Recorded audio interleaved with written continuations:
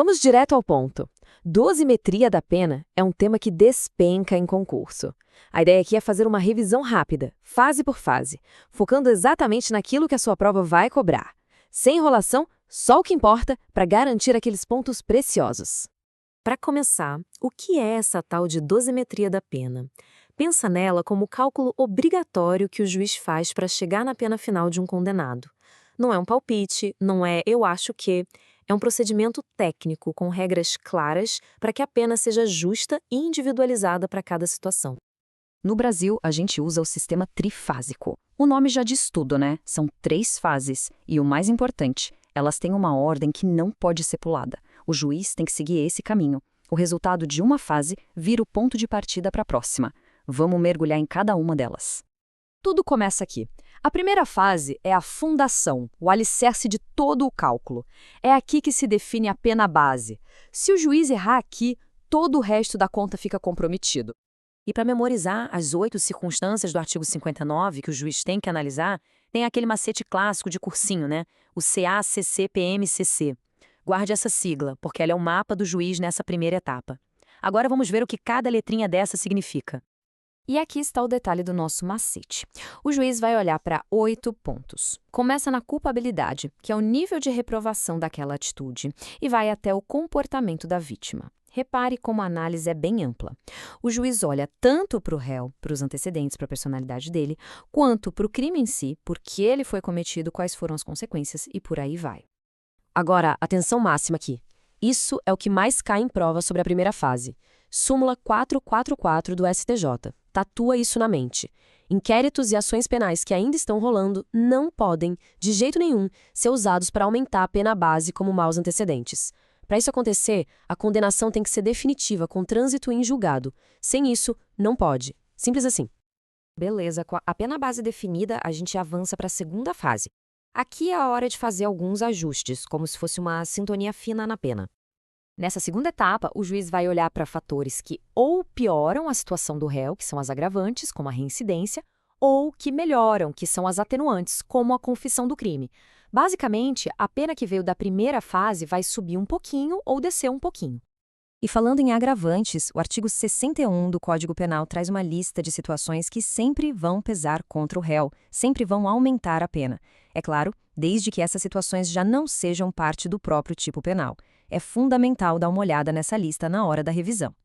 E aqui está ela, a súmula mais cobrada de todas quando o assunto é dosimetria. Súmula 231 do STJ. Grave isso a fogo. As atenuantes da segunda fase, tipo a confissão, nunca, em hipótese alguma, podem jogar a pena para baixo do mínimo previsto em lei para o crime. Nunca. Chegamos na reta final do cálculo. É na terceira fase que a pena ganha seu contorno definitivo. Aqui entram as famosas causas de aumento e diminuição de pena.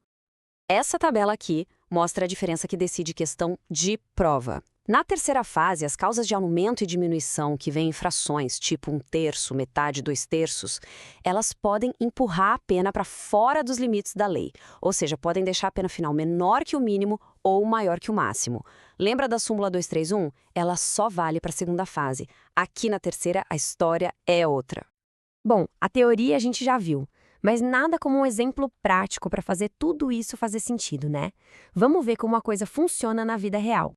Imagina esse cenário bem comum que pode aparecer na sua prova. João cometeu um furto simples. A pena é de 1 a 4 anos. Só que ele tem um problema, ele é reincidente, mas também tem um ponto a favor, ele confessou. E aí, como o juiz faz essa conta? Vamos lá, passo a passo. Primeiro, na fase 1, o juiz olha os maus antecedentes e fixa a pena base um pouquinho acima do mínimo, em 1 ano e 2 meses. Na segunda fase, entra a reincidência, que agrava, e a confissão, que atenua. O entendimento do STJ é que elas podem se compensar. Mas mesmo que a confissão tivesse um peso maior, a pena nunca poderia ficar abaixo de 1 ano. Lembra? Por causa daquela súmula 231? E no fim das contas, como nesse caso não tem nenhuma causa de aumento ou diminuição lá na terceira fase, a pena final do João fica em 1 ano e 4 meses. Viu como o processo é uma escadinha? Lógico e sequencial? Para fechar com chave de ouro, vamos para uma rodada de dicas finais, aqueles bizus quentes que fazem toda a diferença na hora de marcar o X no lugar certo. Recapitulando os pontos de ouro. Primeiro, a pena não sai dos limites na segunda fase, mas na terceira pode. Segundo, não confunda as coisas. Maus antecedentes é na primeira fase, reincidência é na segunda. Terceiro, sobre a confissão. Se o juiz usou ela para condenar, tem que atenuar a pena, é o que diz o STJ. E por último, o comportamento da vítima só joga a favor do réu, só serve para atenuar, nunca para agravar a pena. E mais 2 pontos cruciais. Primeiro, a proibição do bis in idem. O que é isso? É proibir que o mesmo fato seja usado 2 vezes para prejudicar o réu. Por exemplo, usar a mesma condenação antiga como maus antecedentes na primeira fase e como reincidência na segunda.